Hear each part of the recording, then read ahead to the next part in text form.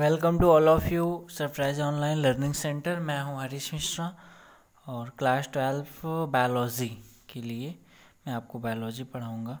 तो इसमें आज फर्स्ट डे है, तो इसमें आपको हम बताएंगे आज सिलेबस के बारे में। बायोलॉजी में क्या कैसे सिलेबस होते हैं, क्वेश्चन कैसे आता है, कितने नंबर का आता है, इन सब बारे में आज हम डिस्कस करेंगे आपके साथ। तो चलिए आइए देखते हैं। सबसे पहले हम यहाँ पे देखिए, ये जो ब्लैक कलर्स में लिखा हुआ ये नंबर्स हैं। ये एक यूनिट में कितने नंबर्स के आपके क्वेश्चन पेपर में आएंगे। क्लास 12 बायोलॉजी का सिलेबस जो है उसमें टोटल आपके 5 यूनिट हैं, 5 यूनिट्स हैं। ठीक है, 5 यूनिट्स के बारे में हम बात करेंगे आज। तो जो सबसे पहला यूनिट है आपका जनन है। ठीक है, तो जनन जो यूनिट है इसमें आपके 4 लेसन इंक्लूड हैं। तो हम बात करते हैं जो आपका फर्स्ट यूनिट है, उसमें आपके 4 लेसन्स हैं। फर्स्ट है जीवों में जनन, रिप्रोडक्शन इन ऑर्गेनिज्म।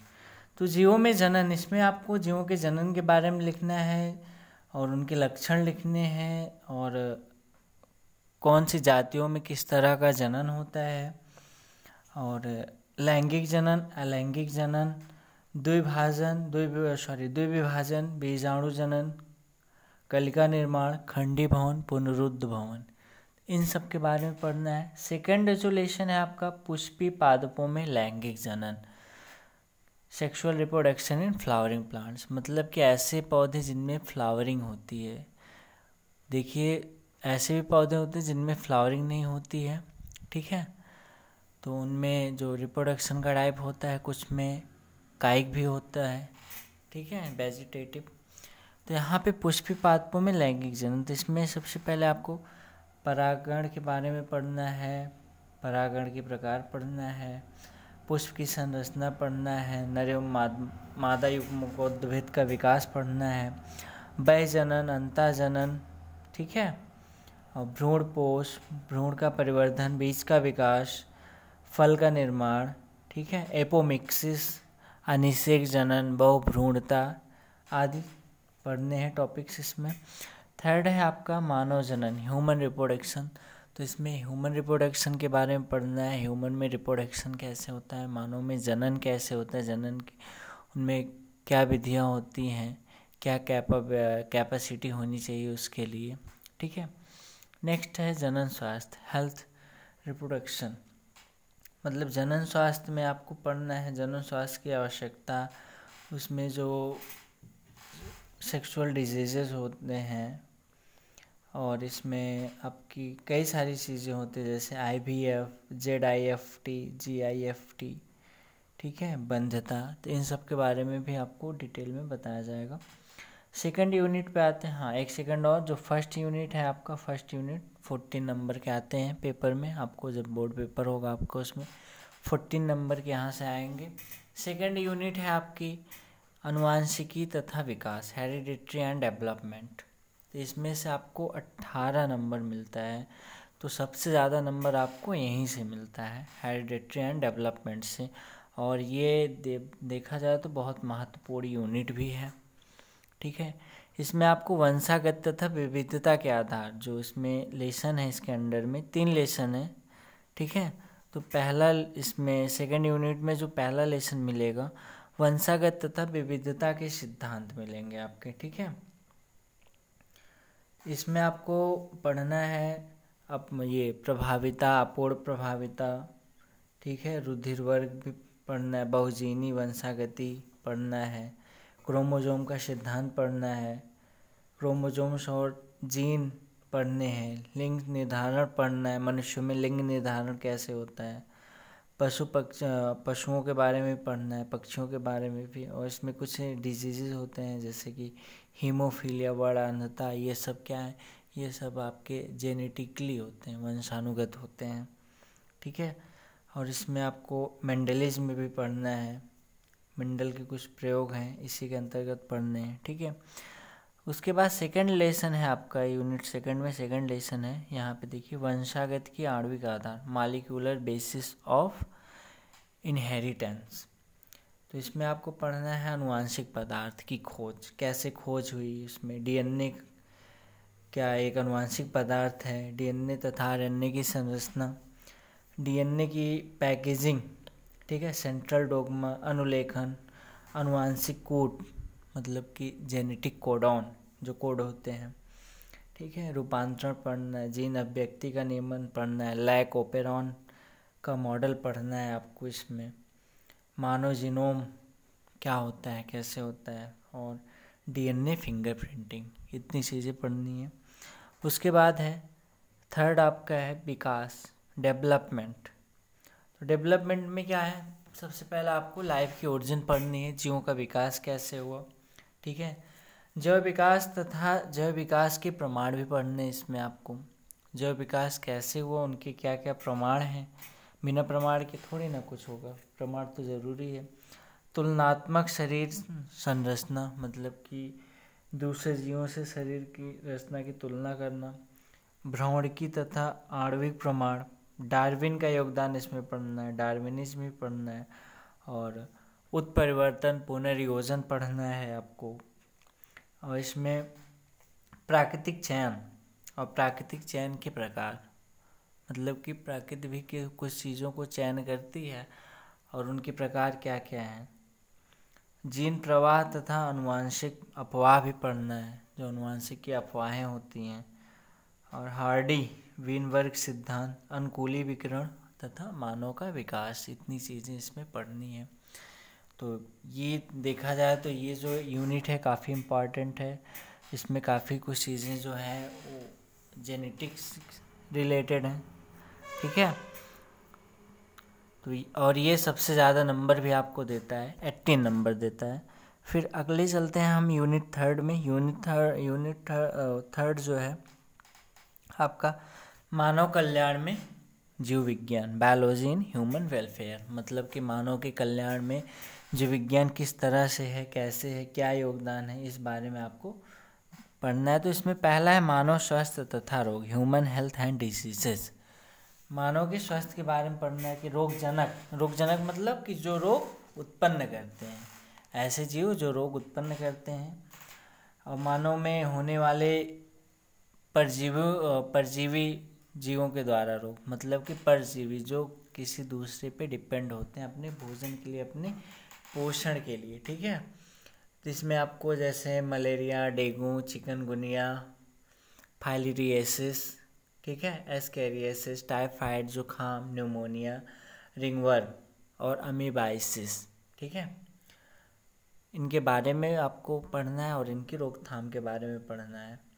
और प्रतिरक्षा विज्ञान, एंटीबॉडी, ठीक है, टीका, वैक्सीनेशन, कैंसर, HIV एड्स, और इसमें नशीले पदार्थों का सेवन, ड्रग्स, अल्कोहल, इन सब के बारे में, इसके दुष्प्रभाव क्या हो सकते हैं, ठीक है। नेक्स्ट है आपका खाद्य उत्पादन में वृद्धि की कार्यनीति, strategies for enhancement in food production, मतलब कि खाद्य उत्पादन की वृद्धि में हम क्या कर सकते हैं, उसमें कुछ ऐसा कर दें कि जिससे ज़्यादा होने लगे, जो पारंपरिक तरीके से होती है उसमें कुछ चेंजेस करना है कि नहीं। पारंपरिक तरीके से मतलब कि जो बहुत पहले से होता चला रहा है और उसी ढर्रे पे हम लोग चल रहे हैं, तो उससे थोड़ा अलग करने के लिए क्या करना है, तो हमें परंपरा तोड़नी पड़ती है, ठीक है। तो इसमें क्या है, खाद्य उत्पादन में सुधार जो पढ़ना है इसके अंतर्गत, पादप जनन, ऊतक संवर्धन, और आपका है एकल कोशिका प्रोटीन, बायोफोर्टिफिकेशन, जैव प्रबलीकरण जिसको कहते हैं, बायोफोर्टिफिकेशन होता है वर्ड, जैव प्रबलीकरण, और आपका है मौन पालन, मौन मतलब मधुमक्खी पालन, और आपका है पशुपालन, ठीक है। और जो इसका थर्ड यूनिट है यह है आपका मानव कल्याण में सूक्ष्म जीव, माइक्रोब्स इन ह्यूमन वेलफेयर। अब ये सोच रहे होंगे आप मानव कल्याण में सूक्ष्म जीव, तो सूक्ष्म जीवों की बहुत ज़रूरत है मानव कल्याण में। इसमें आपका है घरेलू खाद्य उत्पादों में औद्योगिक उत्पादन। सेकंड अगर आपको टॉपिक जो पढ़ना है इसमें वाहित मल उपचार, सीवेज ट्रीटमेंट, ऊर्जा उत्पादन, जैव नियंत्रक कारक एवं जैव उर्वरक के रूप में प्रतिजैविक उत्पादन एवं समुचित उपयोग।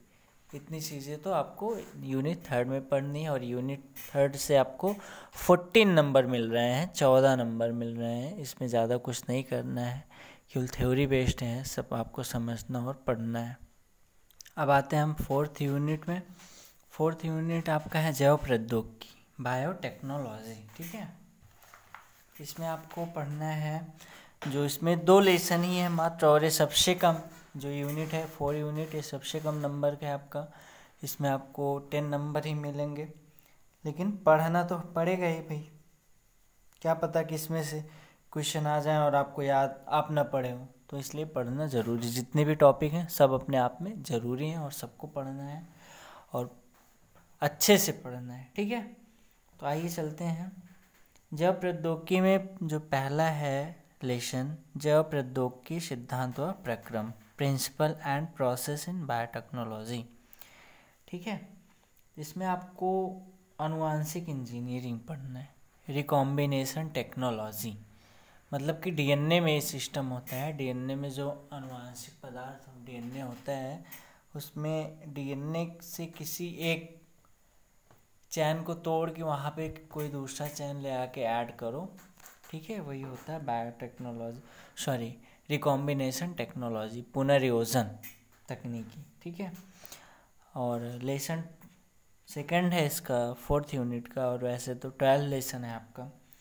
इसमें आपको जैव प्रौद्योगिकी एवं उसके उपयोग पढ़ने, biotechnology and it's uses. Biotechnology का उपयोग हम कहाँ कहाँ कर सकते हैं?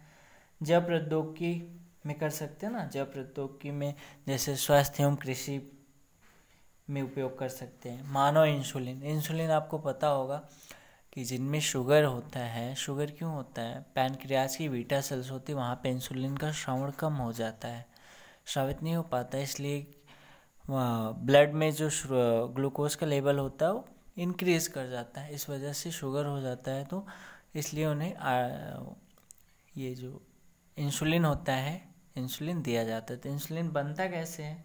तो इंसुलिन बनाने के लिए जैव प्रौद्योगिकी का ही उपयोग किया जाता है। वैक्सीन टीका भी जैव प्रौद्योगिकी के द्वारा ही बनता है। जीन की चिकित्सा करना, मतलब किसी भी जीन को हम हटा सकते हैं। अगर उसमें कोई कमी है, कोई खामियां है, उसमें कोई दिक्कत है, तो उसको हम हटा सकते हैं। ठीक है, उसके बाद आपका है अनुवांशिकी रूपांतरित जीव, मतलब अनुवांशिकी तौर पे उन्हें हम बदल सकते हैं, उनके कुछ लक्षण को बदल सकते हैं। ठीक है, ट्रांसजेनिक मतलब अलग अलग जीन को, मतलब कि 2 जीव हैं, उनके जीन को अलग अलग से निकाल के फिर एक जीव बना देना, उनमें दोनों के लक्षण हो। ठीक है, जैव सुरक्षा समस्याएं। ठीक है, तो जैव सुरक्षा क्या करनी है उसमें? बायो प्रोटेक्शन एंड उसकी समस्याएं, क्या प्रॉब्लम्स हैं, उसके बारे में पढ़ना है। ठीक है, और इसमें एक है वीटी क्रॉप्स, बैसिलस थूजाजेंसिस, एक ऐसा पौधा जिसमें बैक्टीरिया वगैरह का रोग नहीं लगता है। ठीक है, तो आगे हम चलते हैं।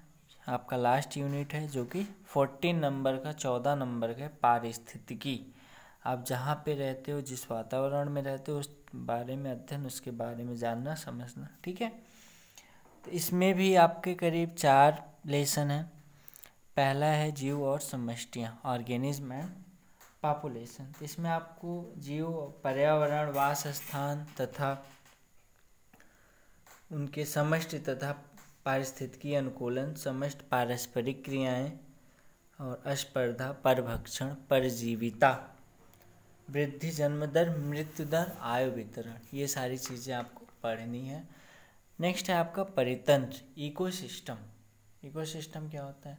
इकोसिस्टम के प्रकार पहले तो पढ़ने हैं आपको, घटक पढ़ने हैं, उत्पादकता पढ़नी है, अपघटन पढ़ना है, ऊर्जा प्रवाह पढ़ना है, पारिस्थितिकी का पिरामिड पढ़ना है, जीवों की संख्या, भार तथा ऊर्जा के पिरामिड, पोषक चक्र पढ़ने हैं। पोषक चक्र में आपको कार्बन और फास्फोरस का चक्र पढ़ना है। पारिस्थितिकी अनुक्रमण, परितंत्र सेवाएं, कार्बन स्थिरीकरण, परागण, ऑक्सीजन, अवमुक्ति, इतनी चीज़ें पढ़नी, ठीक है।